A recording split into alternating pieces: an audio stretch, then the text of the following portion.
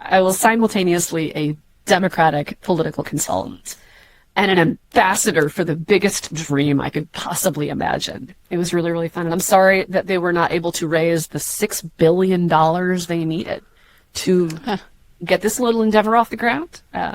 Looks like I'll probably be on Earth for at least the next few years. Woo, welcome.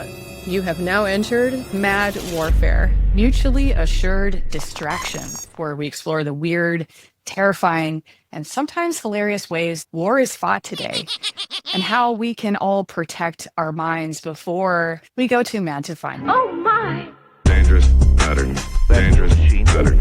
Dangerous pattern. How can you talk if you haven't got a brain? Dangerous pattern. Dangerous pattern. Dangerous pattern.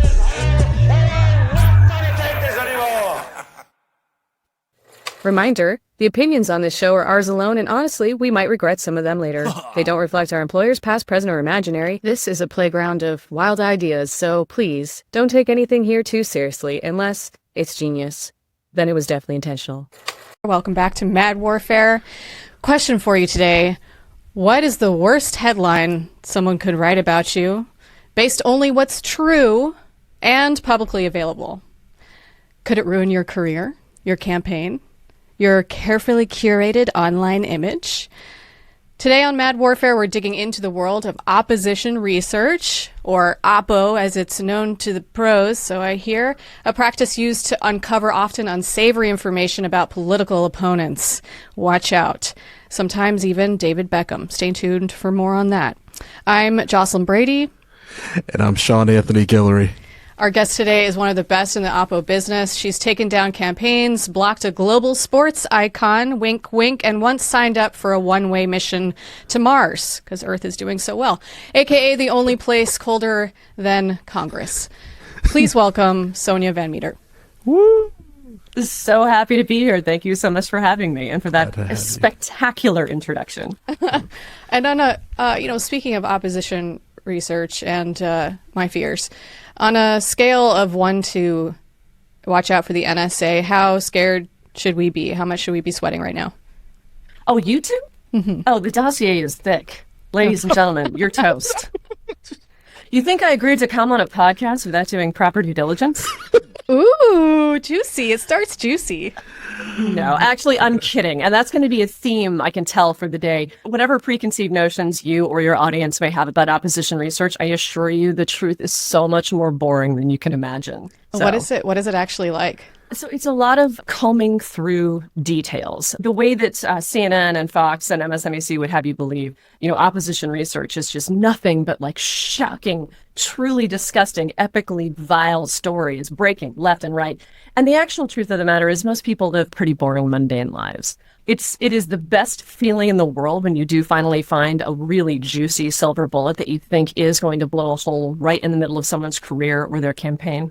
But the truth of the matter is, opposition research is never about finding that one thing. It's about building a narrative based on what can conceivably be, hundreds of hours scrolling through paperwork, scrolling through social media presences, scrolling through record requests that you've had to file, and looking for the best way to tell the story. Because believe it or not, most people in Congress aren't these spectacular monsters. We're keeping it PG today. No, you're good. You're good. Are not the spectacular monsters that, legacy media would love for us to believe. Are not the spectacular. Or not. They're not. They're really not. Most of that. Look, let's be honest. Like the big ones, the ones that you're always seeing their names in headlines. Yeah. Sure. And I'm on the Democratic side of things. I'm on the left side of things. So it's easy for me to point at the likes of Matt Gaetz or Marjorie Taylor Greene or Lauren Boebert. You want to talk about three people that generate headlines like they're getting paid by the inch. It is magical. But think about how many congressional reps from your own state that you probably can't even name, right? Like that, the overwhelming, majority of people are just kind of trying to do their job and keep their head down. And some of them just happen to be better at it than others. So I see that a lot too like say with like cyber, folks are expecting kind of like war games or even kind of like a Tron, and they're like, okay, when we're gonna give you this R&D money, you're gonna get that tool that's almost like the cyber Pearl Harbor. And we're like, no, it's probably gonna be much more mundane, kind of disruptive, and things like that. Do with politicians and campaigns you work with, do they kind of get like, okay, background, or some of them almost always expecting that kind of like version of the atom bomb in terms of how much this will blow up?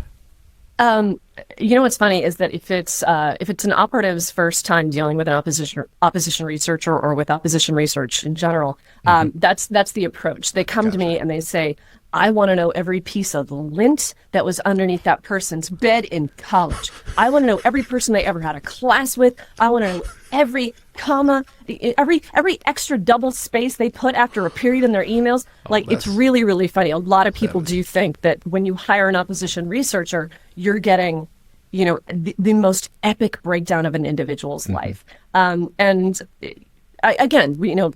people make it really easy because they just cannot open their mouth without causing a sensation. But, especially once you get into sort of these second and third tier races where there isn't a ton of money, in states where you're not going to be able to turn around, $2 million for a congressional campaign. More often what it involves is just going through the public record. And that's something that I absolutely want to touch on today, because I think there are some misconceptions about what opposition research really gets into. Anyone who has seen Scandal or House of Cards, I think might have a slightly warped view of what opposition researchers do. There are days when I think I might be that cool, and then most of the time I wake up and I realize, no, I am just a vote counter. And that's fine. That's fine. My ego is just fine as it is. But the truth of it is, we stay in the space of public records alone because the fact that it is public record means that we can all agree we're supposed to have it. Things have changed in the last 20 years. 20 years ago, if I had produced a book that had something in it that was delicious and scandalous and 1,000% damning to an opponent, I could lose my job, and my client could conceivably, the backlash on them for producing that kind of information and showcasing that kind of information would cost them dearly in an election. Because admittedly, I'm the first one to say this, 20 years ago, things were a little different in the political arena. But one of the great things about public records is that no one really questions whether or not we're allowed to have it or how much of a monster you are for putting that information out there. Right, okay, so certain things that are off the table. Medical records, health records. If you're running for office and you are dealing with some kind of health issue, that is nobody's business but your own. That's why medical records are protected and are not FOIA-able. I am not allowed to request those. Freedom of Information Act for anybody who doesn't get that, but yeah. Sorry, I will knock off the acronyms. I'm usually the biggest offender, so yeah, I'm trying to work it out myself. The part of the reason that the publicly available records are okay is because we all agree that these are supposed to be public. Criminal records, for example, if you are out there causing problems in your community, if you are in fact a registered sex offender, if you in fact, owe thousands of dollars in back pay to former employees, and you are negligent on all this, these are things that we all agree. That's public record, and it is therefore my business because it lets me know what kind of a person you are in your professional life. Your personal life is a little different. Now, when I talk about how different things were 20 years ago, obviously I'm referring to, everything now. This ephemeral. Yes, I just gestures, out the window vaguely. Everything has been thrown into absolute chaos in the last few years in particular. Trump 1.0 was chaotic. Trump 2.0 is really just blowing the lid off of, everything, how everyone, does business in the campaign space. So, it used to be that if I were to find something that was juicy and wonderful, but not publicly available, I wouldn't be able to use it. And I, for one, still adhere to that. And again, it has less to do with wanting to keep my soul about me, which I do. I like my soul. Want it to stay where it is. But it has more to do with the fact that unless you are Donald Trump or a Hillary Clinton or a Kamala Harris, you are much closer to regular people. There are certain attacks that won't work well, depending on who it's coming from and where you're trying to land it. And particularly if it comes from records that are not publicly available. Kids, for example, like it used to be very, very popular to attack presidents for their sons and daughters' behavior while they were in the White House. Now, admittedly, that is the highest office in the land, and those are very, very public targets. But, if you're a congressional rep, a third-tier congressional rep, and, your child is going through something difficult, you attack that man or that woman for having a child with some difficulties, it's just going to make you look like a shit monster. My point is just that, even in today's climate where hurling negatives is just blood sport now, it's part of my job to make sure that candidates and campaigns are making the smartest decisions they can about what to launch, when to launch, and how to launch in terms of negatives. I'm curious now to the point of things changing so much.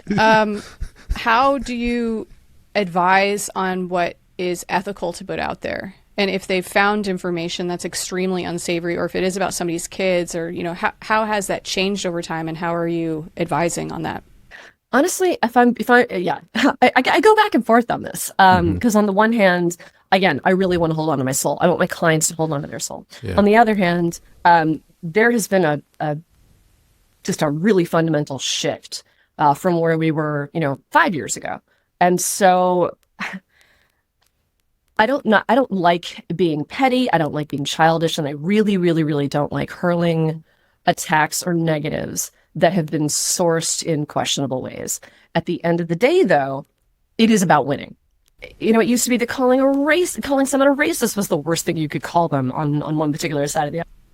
I feel like that's just that is worn like a badge of honor to a lot of people in the political game. I'm not referring to the mass public. But to this point, something that I'm very, very much enjoying, and maybe you've seen a little bit of this, is anyone following Gavin Newsom's social media these days? I was wondering about this. Because it is petty, and it is childish, and it's not particularly, super well-sourced, but it is effective. And it is effective in a way that, the Democratic side of the aisle has not been in the last 5 or 6 years. So, sometimes when you find something that works, do your best to sort of model your behavior and your style after what does work. Yeah, for the kids out there who aren't aware, the all caps Trump parody is the Gavin Newsom game right now. And he also said something to the effect of, we're going to just punch him in the face. Like, it's done. We're done playing nice. And also what's entertaining to me is how it is lost on people that it is him making fun of a style of communication. It's very blatant to anyone who's paying attention, but seems to be lost on some people. But it's not lost on everyone. And I like the fact, and again, I am a partisan hack here, so, take what I say with a grain of salt. But I, for one, am enjoying watching the talking heads on Fox News kind of lose their mind over, well, he sounds like an idiot. Like, he sounds disrespectful. Like what kind of a grown-ass man speaks like that, or tweets like that, or publishes like that? And it's like, I'm sorry, my dude. This is the kettle. This is the pot. Yeah. I would like for you two to meet. Honestly, a bit of a revelation, because after the 2024 election, just to say that the Democratic Party was a little demoralized is just a comical understatement. And I think the political class probably doesn't particularly love the way that Gavin Newsom is playing this game. But it doesn't change the fact that he's winning, right? And that's something that, Democrats really, really need to figure out how to do. So, especially as legacy media becomes so much less important and influencers become the way that we consume our news, speaking the language of younger generations has become so important. And Gavin figured that out. And shout out to a social media director. Her name is Camille Zapata, I think. God, I really hope I got that name right. But that woman is a champ. She is a boss. She is a legend. And I would follow that woman into fire. You need anything, girl, you call me. Nice. Yeah, please. Again, we'll make sure to at her. Is that what the kids say? Yeah, we'll make sure to do. Please at me. You heard it here. Is this the kind of stuff that you also is this part of what you advise when if you were working with a candidate and you're saying, look at what Gavin Newsom is doing as an example? Is that part of opposition research or the advisory service, or? It all sort of blends together. It's funny. I've been, selling myself as an opposition research for 15 years now. And the fact of the matter is, every time I'm on a campaign, there's a certain degree of general consulting that comes with it. Gotcha. Every campaign is a reflection of the candidate.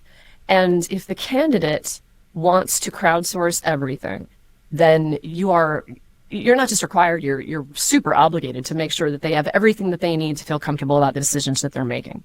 If the candidate is not that kind of person, if the candidate is an individual who is very self-possessed and very self-assured and only wants you to kind of do your job and not weigh in, that is simply how the campaign is going to go. So it really depends on the candidate, on the race, on how the rest of the team is going to interact with one another, because all of that comes from the candidate. Something really interesting. It was 2020. I was working on 2 different congressionals. One was in Colorado and the other was in Kansas. Almost identical consultant teams. The same media people, the same field people, the same polling people, the same oppo firm, obviously, the same digital folks. And on one race, we were a Ferrari. Like, everything just hit perfectly. Everything went smoothly. Everything did exactly what it was supposed to do. Everyone did their job, made it possible for everyone else to do their job, worked together absolutely seamlessly. And it was one of the best campaign experiences of my life. Nice. You take that same crew and put them in with a different candidate. And this candidate wasn't as sure of himself, wasn't as confident, wasn't as organized, wasn't as disciplined. And these were very top tier consultants. Like, everyone involved in this had been doing this for decades. It was a really, really clear example of how truly in politics, everything is a reflection of the top of the ticket, of the candidate. It applies to research too, right? And specifically how you deploy that research. And that is something, of course, I will advise on that. I will advise on how to strategically use your research, how to get it placed, what kind of tone it needs to be in. Whether I think it's better, fit for mail, for TV, for digital, all of that. But another thing that I have to keep in mind is that I am the researcher, and mine is sort of a niche role. There are mail people and media people and digital people who are responsible for the paid communications program. And more often than not, it is my role just to make sure that they have what they need to execute their vision. I am an opposition researcher, but general consulting is always part of the gig.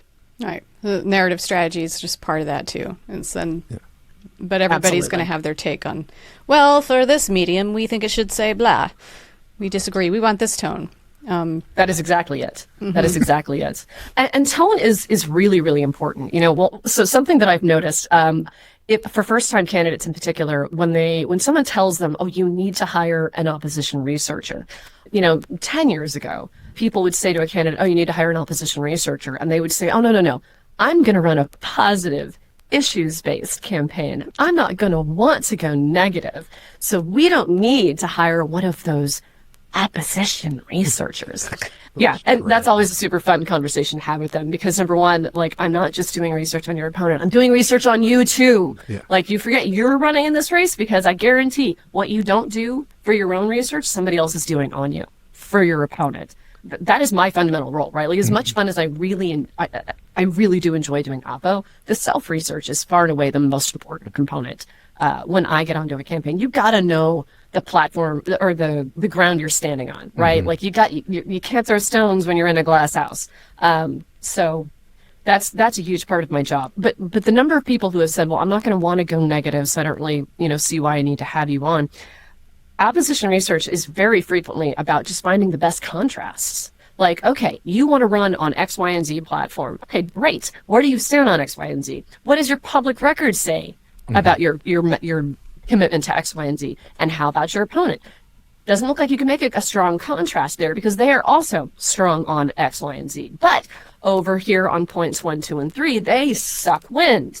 Can we make a case for you on these issues? Because these issues are also important. There's a lot of different ways that you can think about it. Approaching it in a very holistic manner is super important. Do you start with, what you're talking about is doing research on yourself. It's sort of like, if you didn't do that, you don't know about the product you're selling, and you can't read the label from inside the bottle, that kind of whole thing. So is that where Good you phrase. normally start with? Yes, and we do self-research. It's referred to as self-research when you're doing it, for your own candidate. People say to me, well, look, I know myself. I've been living in this body for 30, 40, 50 years. I know what I've done. I know my history. Well, first of all, human memory is extremely fallible, like big time fallible. We remember things and create things in our mind without even realizing it. Any psychologist will tell you that the brain does all kinds of interesting things. The longer you're alive, the more your brain changes, et cetera, et cetera. But that's not really what we're talking about. Obviously, you know yourself, and I'm not going to be able to talk about you, better than you can. But self-research is about finding out what the hell is out there, because we have found things on people that they didn't know were there. Yeah, like I have had to tell people about live arrest warrants for them. Like, right, that sounds, fun times. Did you want to accidentally be driving through that county, 2 counties away from where you live, get pulled over by a statey one day and end up in the drunk tank for 36 hours because, you've got this outstanding warrant. It's not always, that I'm going to find something crazy or super damning on my candidates. It's that you go out and you search the internet, I plumb the depths of the internet. You have no idea what could be out there. And a lot of it isn't true. A lot of it is just nonsense. A lot of times, God help you if your name is Brian Smith, or John Michaels, right? Like there is so much that goes into researching an individual that has nothing to do with whether or not you're a good or a bad person. It's just, you've got to know what's out there, because if you know about it, you can deal with it, 1, and 2, you can manage the story. You can tell the story to your best interest. One of the things that I really, really loved about Stacey Abrams' campaign for governor in Georgia was that she talked about her opponents tried to attack her for having thousands of dollars of credit card debt and student loans. Trying to paint her as fiscally irresponsible. And she, looked straight into the camera and said, yeah, I have credit card debt. I'm a citizen of the United States. Do you know how hard it is to live in this country without accumulating debt? If you want to go to college, do you know how hard that is? I wasn't born with a silver spoon in my mouth. And suddenly, rather than it being a liability, it's a way that she is so much more relatable to the average voter than whoever was trying to hurl that attack at her. And that's what I'm talking about when I say that tone and controlling the narrative is so important. You guys are probably not old enough to remember this. One of my favorite ad campaigns ever was when Apple was first putting out their big fancy computers, and Justin Long was pretending to be. I forgot the guy with the glasses that was on the Daily Show for a while. I'm a PC. Yeah. I'm Mac. Yeah. I'm a PC. Yeah. That was one of the best negative campaigns I have ever seen. But you probably laughed when you saw the ad, right? Yeah. Because it's Justin Long and he's wearing a t-shirt and being a sweet and lovable and affable dude. And instead he is laying waste to PC culture like he just napalmed the room. Like it was magical. And when I talk about tone, that's what I'm talking about. You can be devastating and not be a jerk about it. Like we've all seen the campaign ads that start with, a black and white still of a surly looking person. And it's like, candidate X burning puppies in her basement. And along comes the happy, colorful, but candidate Y loves puppies and works in a shelter every weekend. Orphans. Yeah, totally. Right, that's like, those are the predictable ads. Unfortunately, they're kind of going by the wayside these days. But that's what I'm talking about, right? Like the tone and the tenor and the sort of way you present the information, you can go negative without ever being negative. Now, unless you're Gavin Newsom, in which case, lay waste, my man, like go hard, loving it. But for those who are a little more cautious and not quite as, ballsy, there are plenty of ways where you can manage a narrative and even flip it around. Beto O'Rourke was another great one for that. He was attacked for having a DUI when he was younger. And instead of, hanging his head, he went, yeah, you know what? I learned a lot from that experience. I paid for my mistake. I took a responsibility for it. And this is what I did to make sure that never happened again. Sometimes it is enough just to see a politician hold themselves accountable. I mean, when was the last time you saw anyone do that, right? You know, I'm a political insider, so you don't want to take my word for it, but like, I, for one, breathe such a sigh of relief when I see an adult in a position of power taking responsibility for something that either went well or poorly. But like, the buck stops here. I feel like that is a message that we have lost. We're so busy trying to blame the other side for your lot in life. I would be open to supporting a candidate who said, this is my plan, and if it works, hell yeah. And if it doesn't, I'll own it. Because that's not a thing I feel like we're seeing a lot in politics these days. Yeah, it makes me think too of the Hunter Biden has been on a tear lately. It's like, who has everything's out in the open about this guy, and he's been raked through the coals. I think even Rogan is saying, you should run for president. He's on a you should run for president with kind of every other guest these days. No kidding. He's having, I think, buyer's remorse. But the heart breaks for him. I think it's like, I am two sides, heartened, and also there's sometimes overwhelming despair in the political environment, the atmosphere, like you're saying, everybody blaming each other. It feels very just there's a lot of vitriol and viciousness, and that's the star of the show, and negativity and all of this. Do you see us finding a way to being a little more human to each other anytime soon? The fact that someone like Joe Rogan can now say, you know what, maybe that wasn't the path I should have been advocating for. Another individual that I'm just sort of in awe of is the former Congressman Joe Walsh. He was the loudest and proudest of MAGA. He thought that he knew exactly, what he was getting with Trump, and he really believed that it was going to drain the swamp, that it was going to get back to, smart governance, and really strategic financial decisions. And instead he got, a fascist sort of, cult of personality. And Joe Walsh is out there every day talking about, not only was I wrong, but these are all the things that I did that led to this. And so I will spend the next, however many years of my life working to combat this. Like, I think there is something to be said. And when people do own up and take responsibility, we need to hold on to that. And that is something that I feel like the internet makes impossible. But real life, I'm gesturing to the window again. Like, I feel like if you go outside and what's the expression, the kid touch grass? Go outside, touch grass, interact with real human beings in real life. Get off the screen, get out like IRL, and have conversations, because the things that we are comfortable saying and doing and believing and consuming while we are staring at a screen, like, I know it's the real world, but it's not the real world. My own feeds, for example, big bad Democrat hack, right? Like, all of my feed is, people talking about attacks on choice,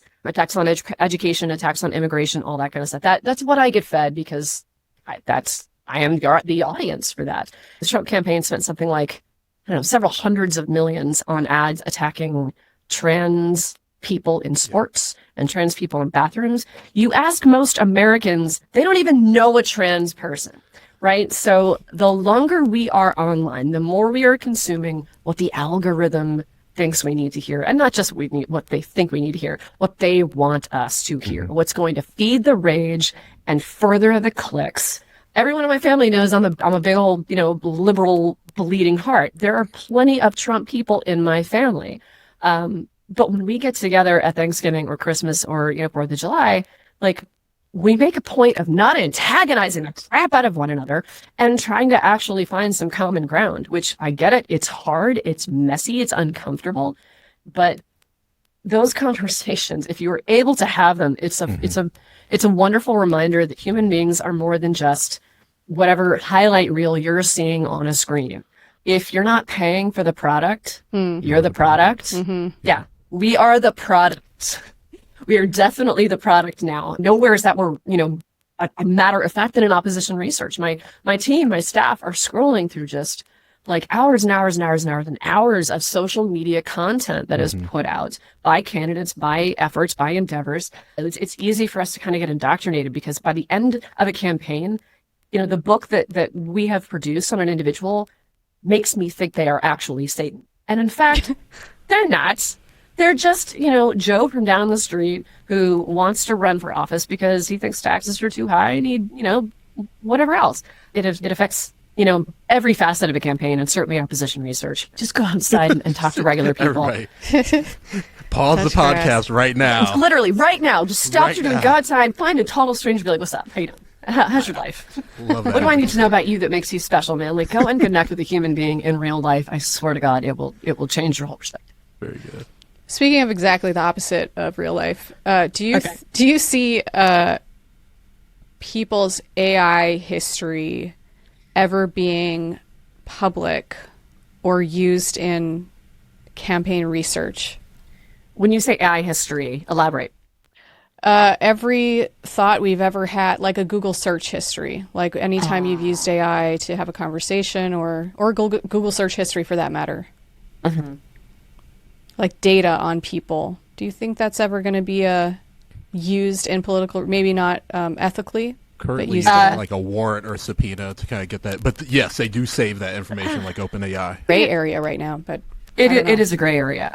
So I am not nearly well versed enough in AI policy to really have an opinion here, but I'm less concerned with our AI histories than I am the fact that we don't own our own likeness, our own AI versions of ourselves. And I'm not saying we need to rush to change that. Again, I am like we're on like page 3 of the AI journey that we are on. Like somebody used my likeness in a campaign ad. They didn't ask me about it ahead of time, but it was a friend of mine. And we've worked together. And he goes, listen, I'm going to show you something. What do you think? And it was an AI rendering of me. And I was like, this is super fun. But it's my friend and I know him and we worked together. Yeah. I am not Taylor Swift. There is a problem when we are not in control of our own likeness. And I think that's where things get really dicey because these deepfakes are only going to get better and better and better and better. Yeah. It's when you have these kind of cases like in Carmel, New York, a couple of years ago, where some kids made a deep fake of their principal saying just racist and wild stuff, and it riled up the town because they were like, one, who would just make a deep fake of this random principal? It had to have really been him, and it took a while to kind of like figure that out. Yeah. And how do you vet if you're doing research on social media, for example, and for now some of them are more obvious, but do you have a process for that, like vetting what is real? What is real? Like if you see a deep fake on a candidate, but you don't know, it's just a video of a candidate saying something. How do you determine if that's genuine? I got a guy. You got a guy. Okay. I got a guy. So yeah, you have to worry about deepfakes the higher up the food chain you go. Presidentials, U.S. Senate gubernatorials. On the other hand, most of the deepfakes are, or at least my experience so far, they overplay their hand a little bit. If it's too good to be true, it probably is, no matter how much you would love to believe it. And I feel like you guys might know a little bit more about this than I would. But like, in order to have really, really good AI, you need a crap ton of data to inform it, right? So, for example, I've seen deepfakes of Obama that were pretty amazing. But when my buddy tried to create an AI version of me, there wasn't nearly enough on the internet.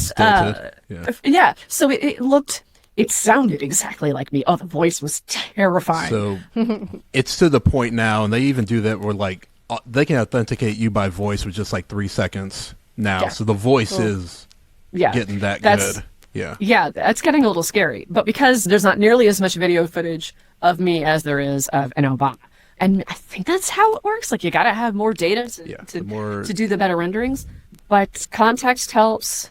Knowing the sources, like seeing who's putting it out. Like, I remember years ago when we discovered that like something like 89 or 90% of all of the BS content, all of the just naked, obvious lies about Hillary or Biden were all coming from like 25 accounts in a country on the other side of the planet. And then it was, once those accounts posted it, like there were all of the bot farms that spread it out. Keeping in mind, like, do you actually, and I can't believe I'm saying this because once upon a time I would say if it didn't come from the New York Times or the Washington Post or CNN or like a real honest to God journalism outlet, I would say question everything. Nowadays, I'm like, well, okay, since we're all getting our news via influencer now, and 5 minutes ago, I would have used that word in a derogatory manner, and I'm now realizing that influencers just run the world. So my apologies. I take it all back. You guys are amazing. On the record. Please don't ever ruin my life. I have profound respect for what you do. She disavows. Yes, God, yeah. Influencers are everywhere. And I didn't, like, when I thought of influencers, I thought of people hosting cooking channels or funny comedy things. And no, like, there are influencers who I follow who all they do is report on education, or all they do is report on choice. And like, I am being influenced. So, my question is, if that's where I'm getting my news from, are they the ones posting this? Are they the ones? Do I trust them to do that? So much of what you do is just fact checking over and over and over and over and over again. And it's exhausting and it's time consuming. And especially when the brain just wants a matter to be set and to not have to think about it anymore. The idea that we need to be more thorough and more diligent in our fact checking and making sure that what we're being fed, what we're consuming is legit. It's exhausting, but man, you got to do it. Like, we are all humans and we are all fallible. And since we have kind of given, legacy media the middle finger, and moved on to getting our news from influencers and from our friends, right? Like, I go on social media and my friends are all talking about this article from the Texas Tribune or this article from the Wall Street Journal. But like, when I see all of my friends posting a post from an influencer who has a Facebook and an Instagram and a TikTok channel, is that true? Does that person have credibility? What are their credentials? What kind of work have they done in this? Like, oh God, it's so tedious. It just makes my head explode. But it's super necessary, and that is a super fun part of my job. So if you ever want to make dozens of dollars a year, absolutely slamming your head against a keyboard every day of your life, ladies and gentlemen, look into opposition research, particularly for the Democratic Party. I mean, at the end of the day, it's just consider the source. Consider the source, consider the source. Where did you come across it? Is it designed to manipulate you? Does it... honestly, a vibe check is not always a bad thing. Like, does it smell a little too good to be true? Does it smell a little fishy? Like, we're not teaching critical thinking in a lot of schools, especially here in Texas. Apparently, critical thinking is... the devil's work? I'm in so many words, yes. Like, I remember seeing years ago that the platform of the Texas Republican Party said we discourage critical thinking because it undermines parental authority. And I thought, there's no way that's real. And in fact, ladies and gentlemen, you can look it up yourself. Like, we are so far beyond that. Now the Republican Party is quite literally whatever the orange man says. That's our platform. And like, fine, like the Republican Party is that's the Republicans' problem. Y'all gotta make your peace with that. Like, I got my own party to contend with, and we're just as big a dumpster fire. We're just a little bit less, with the fascism. I consider the source. Yeah. If all of it sounds angry, like that's generally like, because more often than not, things are a little bit more nuanced. I'm extremely vulnerable to this, right? Because one of my team finishes a book particularly on a Republican. I read that book. And I know that it is quite literally our job to paint them in the worst possible light because we're supporting the Democratic candidate in that race. It doesn't change the fact that, like, by the end of that book, I'm like, wow, you are a real bastard and you shouldn't be allowed to run a church raffle, let alone a whole congressional district. But then you meet that person, and you know what? The number of Republican congressmen, I've never met a Republican congresswoman, to my knowledge. At least not in person. But the number of Republican congressmen I have met who were conservative, and therefore I disagreed with them on a lot of sort of like general ideology, but they were not monsters. And they had good reasons for believing what they believe and voting the way that they did. It was every time that happens to me, it's a stunning reminder that we are all in our own echo chambers. And it's really hard to find the exit sometimes because they're designed to keep you in. Sunlight, soccer, David Beckham. Very good. Can you tell us about... Somebody say David Beckham.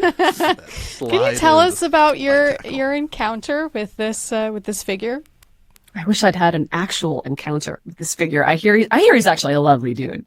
Many years ago, we were hired by a cruise line, not a candidate, but a cruise line, to put together some research that would dissuade a city council from approving a land deal that would have given David Beckham's organization a whole bunch of land to build a soccer stadium.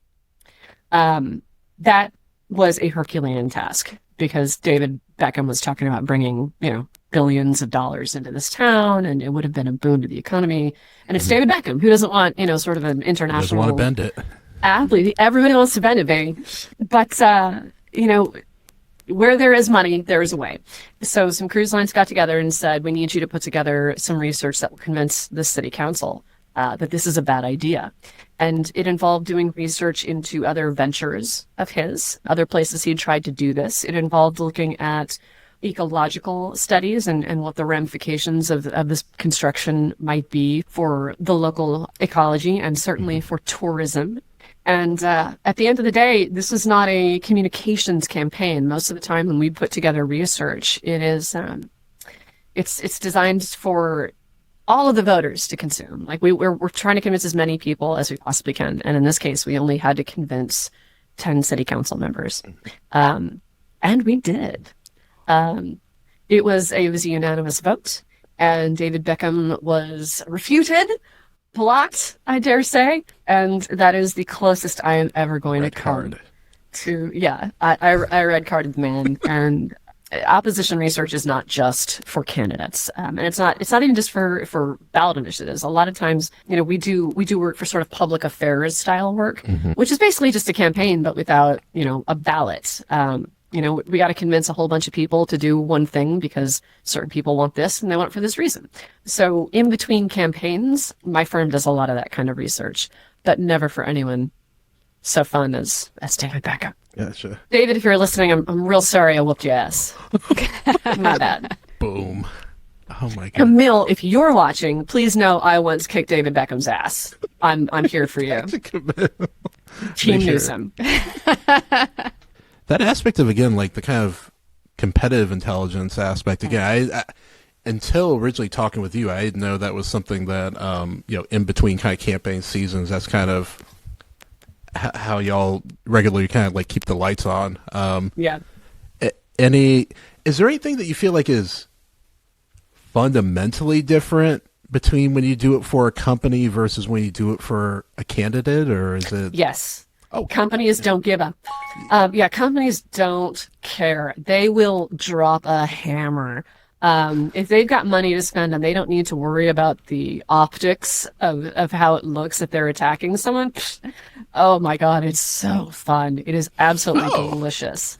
Look, when your job is a hammer, when you are the hammer, everything looks like a nail. Yeah.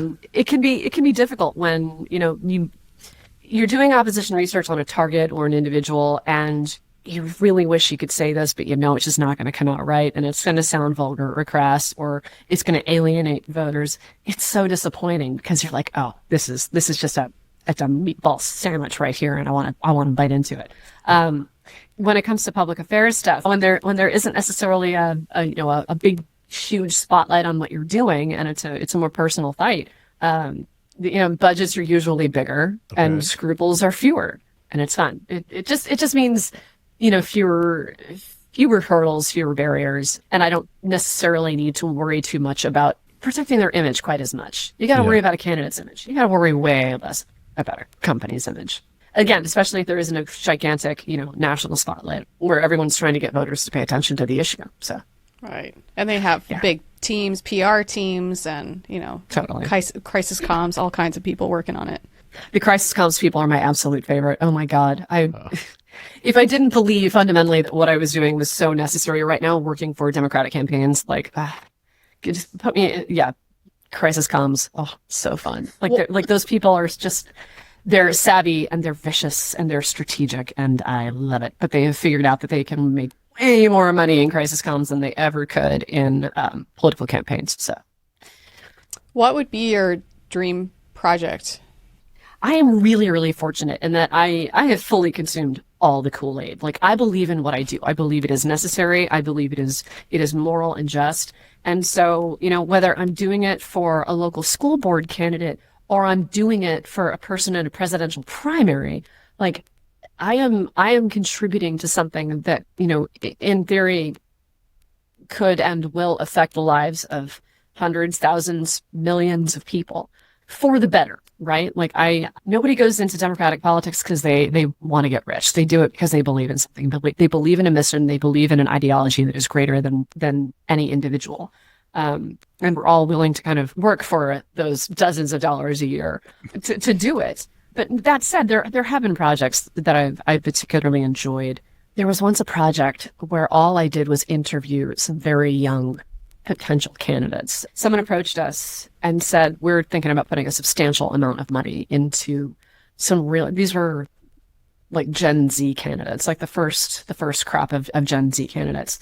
And they were all like Ivy educated. Most of them were not white. They were extremely progressive.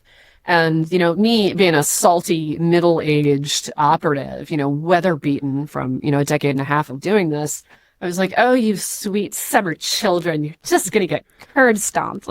But it was my job to sort of do some initial interviews with them to see what sort of vulnerabilities might lie in their past. And it was in no way an in-depth project. I spent maybe an hour to 2 hours with each of these targets, just sort of talking about their life and their upbringing and their sort of, their value system, but where they had been, what they had been doing, whether they had published, what their social media presence looked like, their online presence, blogging, podcasting, all that kind of stuff. And each one of these kids were remarkable, really, really remarkable. And the biggest concern that I could find for any of them was that a lot of them were getting ready to graduate. Mm-hmm. And we're moving to another state, and it was the other state where they were going to run. And I was like, look, you only really get one bite at the apple. Like, once you run for office and you lose, like, you get one more race. And if you can't win that second time, just don't bother, because then you're just going to be a perennial candidate and no one's ever going to take you seriously. And a lot of these people were moving to other states where they were immediately going to run. And that's a big problem for a lot of folks. Like, nobody wants to vote for an outsider, right? Mm-hmm. Like, how many fundraising texts have you gotten in the last week that started out with, I'm a 5th generation Texan, or I'm a 3rd generation Iowan, or whatever? Like, I mean, no one really cares. But the fact that you moved here 20 minutes ago from half the country away, that is a little weird, especially when you're that young, when you're just putting down your roots. And so that was like the one thing that I flagged on all of them. And at least 2 of them are already in elected office. This was like 2 years ago. Yeah, like that's how extraordinary some of these candidates were. I didn't even have all that much to do with it. It was a very, very light vetting, and that was really the only contact I had. It wasn't even a vet. It was a conversation. It wasn't a vet. But flagging for the organization that these were the things that they needed to think about, and these are the things they needed to sort of be prepared to address. That was really, really fun, and it gave me a lot of hope. Because in the last 15 years, things have been so wild and so unruly, and I know that sort of faith in the democratic process is withering. Faith that we're ever going to find good candidates to run, especially as the Democratic brand. These are my people, okay? But the Democratic Party doesn't have a lot of juice right now, and I am always just so heartened when I have the opportunity to talk to younger people who are thinking about a career in politics and in government, and talking to all of these people and realizing that the thing they all had in common was a serious commitment to fighting climate change. And, when I was their age, climate change was a thing, but like, that's for the lefties, right? Now, climate change means there are more tornadoes, there are more mudslides, there are more wildfires, there are more days of 116 to 120, degree heat every summer. Like, now climate change is here. It is no longer that thing that we worry about in the future. It is here, and it is literally cooking us and destroying homes and all of that. So the dream project, I think, continues to be connecting with people who believe in the same mission and advancing it forward as much as we can. Sometimes it's in inches per year, and other times it's, whole football fields in a single afternoon. On that point, too, stark contrast, the climate change seems like a very strong one for the Democratic Party with all of the rollbacks on solar and wind and any kind of concern for the environment right now. So there's a pillar. I mean, it's fine, but now we've gotten rid of the weather service, so we're not going to know when these horrible storms and tornadoes are coming, and we've laid waste to FEMA, so, who's going to complain? If you don't see it, it's not there. Obviously. You just don't look. Don't look up. Definitely don't look up. Don't look up. Aha. So you once volunteered to take a one-way trip to Mars? I did. We did a little oppo on you. Yeah, I don't blame you. Well, you can't just be having every crazy person who wants to go live on another planet on your show, guys. I mean, how is that going to reflect on you? What happened? So when I was in high school and college, I sucked at math. I mean, I really, really, really sucked at math. Math and science were not my strong suits. I had one or two very, very special teachers who were able to kind of help me fight through and pass classes and even do reasonably well in them. And I'll always and forever be grateful to those teachers because they spoke to me in a language that I could understand. And so I was just relieved to get through college and, pass the bare minimum. And then one day along came an astrophysicist named Neil deGrasse Tyson. Oh. This was years before he was like super popular, but like 5 minutes before he became like the big thing, my younger sister started sending me these clips. She's like, "Have you ever seen this guy? He makes like physics so accessible." And I totally went down the rabbit hole. Man, I consumed hundreds of hours of Neil clips, learning about physics and the natural universe in a way that I had never thought possible when I was in school. And so that took me onto a whole bunch of other, sort of sciencey, spacey websites where I stumbled upon a Dutch clean energy entrepreneur who wanted to put a colony on Mars. I think it was like a Gizmodo article that was like, "Hey, have you ever thought about going into space?" And I'm like, "Sure, I was raised on Star Trek. I could totally do this." And they were literally looking for people to apply. And I thought, okay, this is just a silly thing, but it was like a $40 application fee, and you put together like a video of why you would be so great. And again, like I was raised in a very ideologically progressive household, but also a household that believed in achieving big things. And in collaboration, overcoming adversity, meeting other people with kindness and decency, even when you don't know them, even when they're not just like you. And so the daydreams of Star Trek that I'd had as a child, were really feeding this sort of appetite. I'm like, you know what, screw it. I'll go ahead and apply just for funsies. And I read somewhere that something like 200,000 people had originally expressed interest. So I thought, it'll be something that I can trot out at cocktail parties. Like, I once applied to go live on Mars. Well, wouldn't you know it, I made the first cut. And I think I know why. It's because I looked good on the video. The whole thing was going to be financed by a reality TV show that showcased the training of the astronauts. Mm-hmm. And that was going to be how they generated the money. And so they needed people who knew how to, look good on camera. And I, having spent the last 10 years of my life in politics, doing media trainings and watching people prep for a camera and watching people, sort of, get into the zone and figure out how to connect and how to hold their body and how to, use their voice. I had a natural advantage. So I thought, well, this will be fun, but I have no useful skills. Like, I'm a desk person. I'm an indoor person, okay? It's like me and Netflix every night. They're not, like, I don't have any emergency medical training. I don't have any tech training. I'm not an engineer. They're not going to need me. But it turns out that when you have a 10-year runway before you even launch the first mission, they can train you on all that. So they whittled it down to 700 people, and then they whittled it down to 100 people worldwide. And I was one of the 100. And it's still, like, it was silly, and it was goofy, and it was still one of the best experiences of my life, because for that entire first year, I got interviewed across the freaking planet. Like, I woke up at 3 a.m. to do a Good Morning Britain hit. I would spend the middle of the day doing Washington Post and New York Times and the Nightly Show with Larry Wilmore. Very good. And then, the next thing you know, I'm on New Zealand radio or talking to an Italian magazine. And then once all of the stories got copied, like the next thing you know, people are taking the content that's already out there and repurposing it. Next thing I know, I'm seeing my name show up in articles in languages I can't even identify. It was super fun because all I did was talk about why space exploration is so important and how it brings out the absolute best in humanity. And those are things that I try really, really hard to keep within, my work for the Democratic Party and for Democratic candidates, wanting what is best for the community, being visionary, making difficult choices that we know will ultimately advance, not just our own agenda, but the well-being of the rest of our community, investing in things like public education, for example.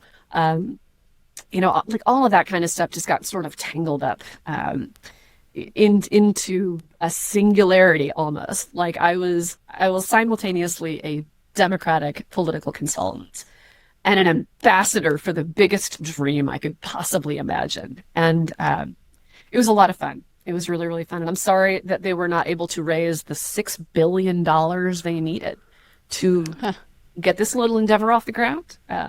Looks like I'll probably be on Earth for at least the next few years. I want to go back to that, the big dreams and those unifying, I wasn't alive to see the space race or like going to the moon and things like that. And I feel like I can't even think of a time in my generation offhand that's this big unifying event like that. The closest we can come, I think, was 9/11. And that was like in a completely response, miserable way. Yeah. But yeah, like the space race, like Republican or Democrat, you wanted to beat the Russians to the moon. Yeah.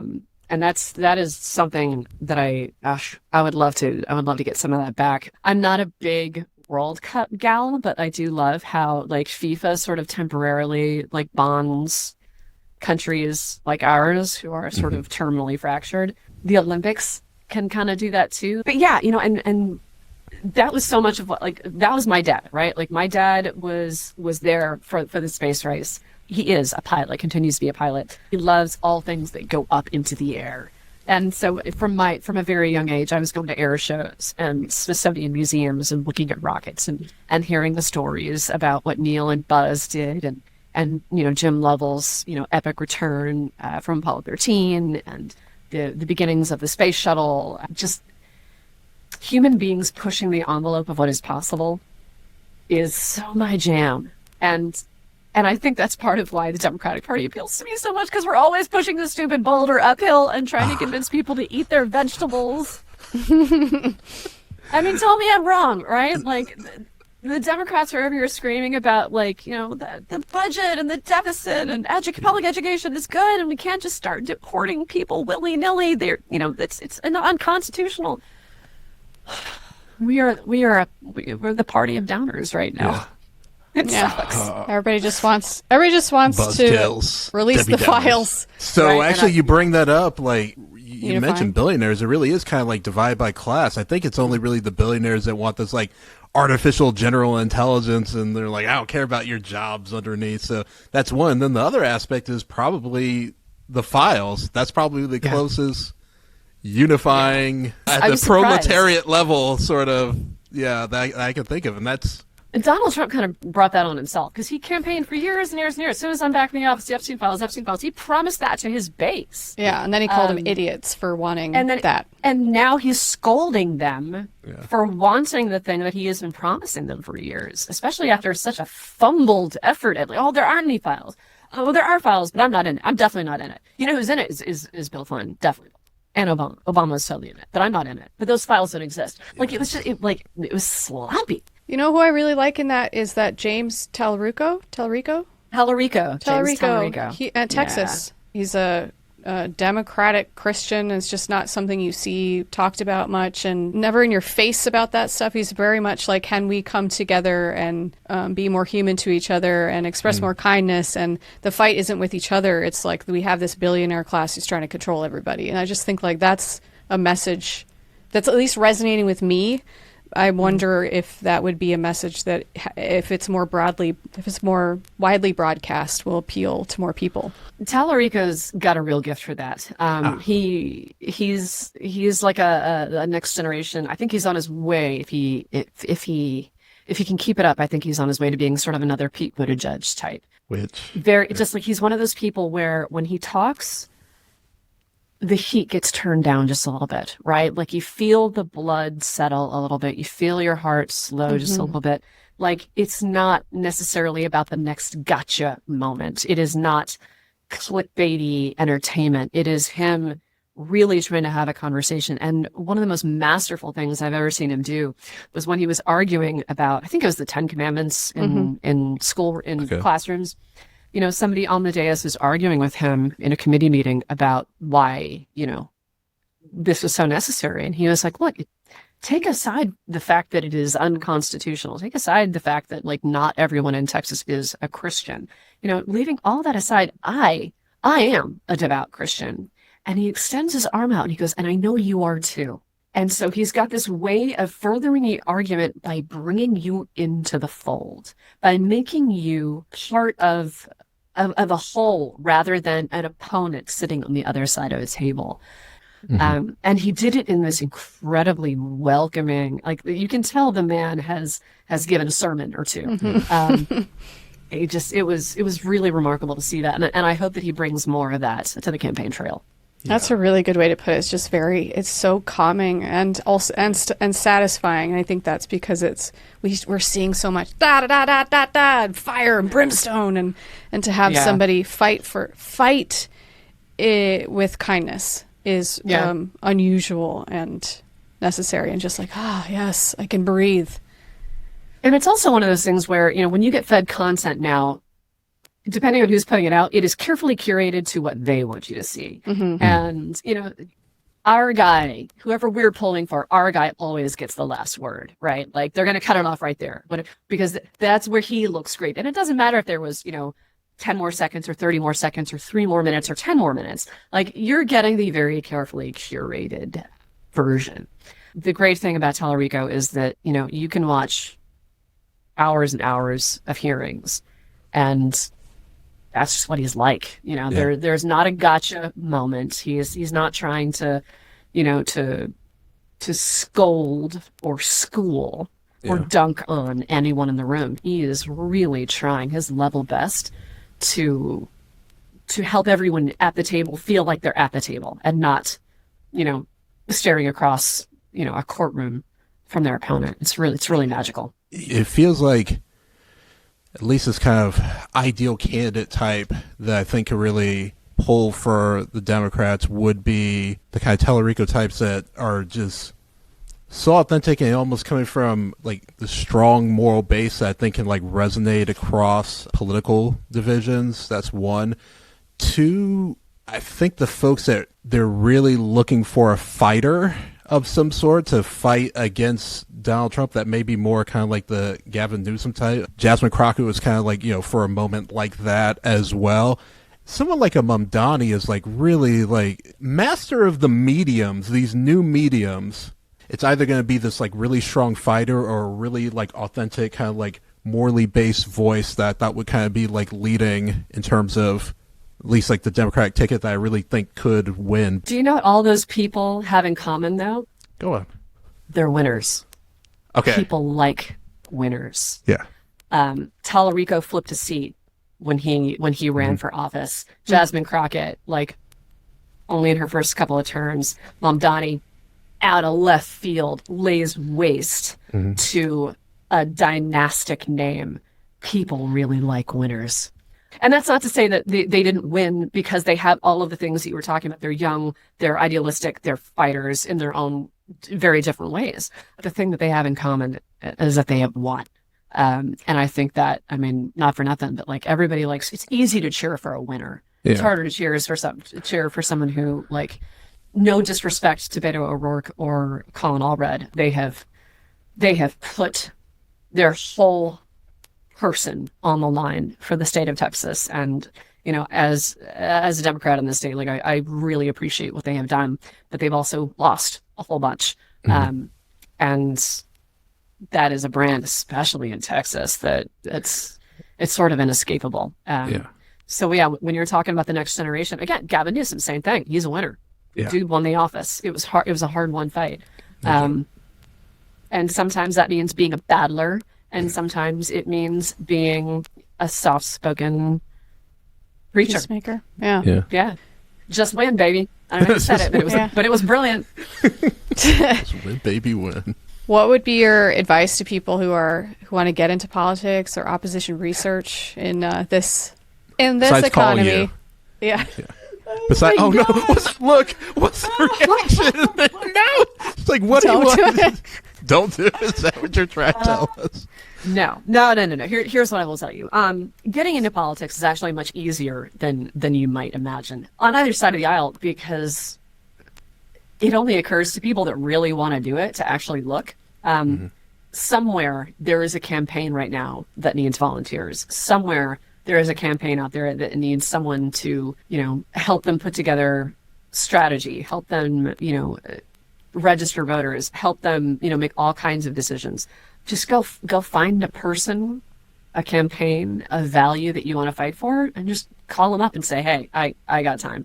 You're going to have to start as a volunteer. That's generally how it works. But the good volunteers, very quickly, oh my God, you've never seen an industry that promotes from within so fast as professional campaigns. And that's something that is my one biggest piece of advice to anyone out there trying to get into politics.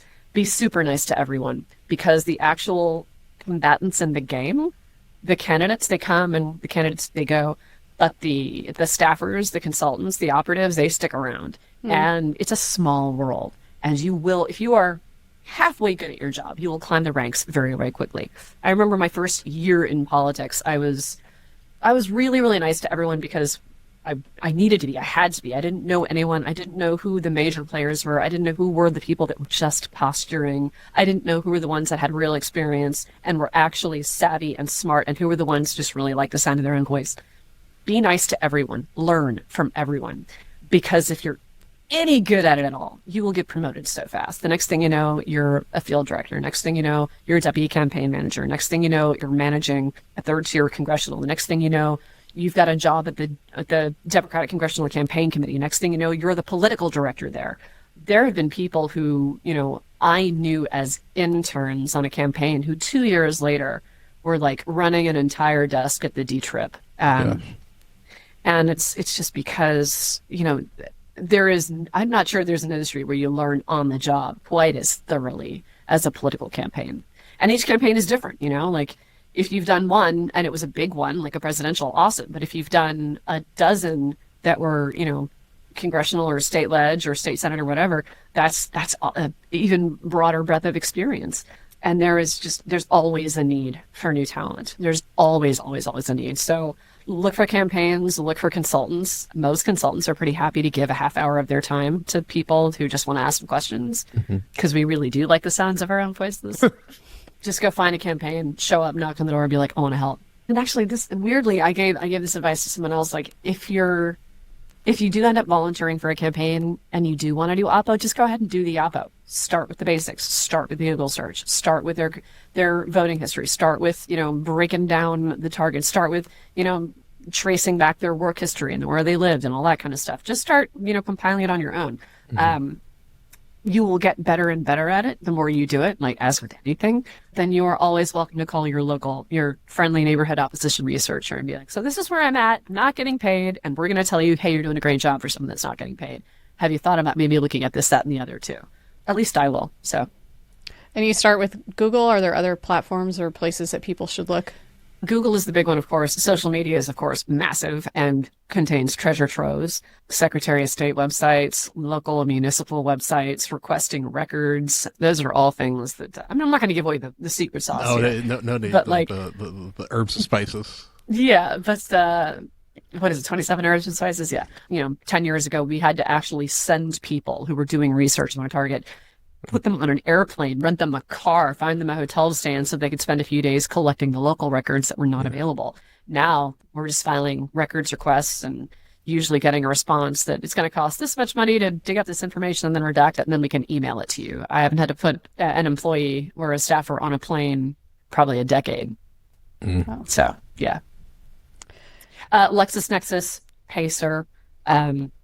There's all kinds of websites and services. Good preview. Cool. Sonia, is there anything you want to promote, put out there, and how people can contact you? Right. My name is Sonia Van Meter. I'm the managing partner of Stanford Campaigns. We are on LinkedIn. I am on Instagram as The Real Bourbon Face. I am on Threads as The Real Bourbon Face. That's just a fun reminder to you young people. Don't pick a screen name that you think will be embarrassing in your 40s. Like anyone who comes across this podcast, go to our company website. It's opresearch.com. And give us a shout. Happy to chat. Sonia Van Meter, everyone, thank you so much. It was a sincere pleasure. Thank you for letting me do my thing. I've come to talk with you again. Come and be inside my head. Cancel me, cancel me. I got things to say, you can cancel me. Cancel me, cancel me. I got things to say, you can cancel me. Cancel me, cancel me. I got things to say, you can cancel me. It's only a matter of time till we all get canceled, gotta say. It's only a matter of time till we all get canceled, gotta say. It's only a matter of time till we all get canceled, gotta say. Cancel me, cancel me, cancel me. I got things to say, you can cancel me. Cancel me, cancel me. I got things to say, you can cancel me. Cancel me, cancel me. I got things to say, you can cancel me.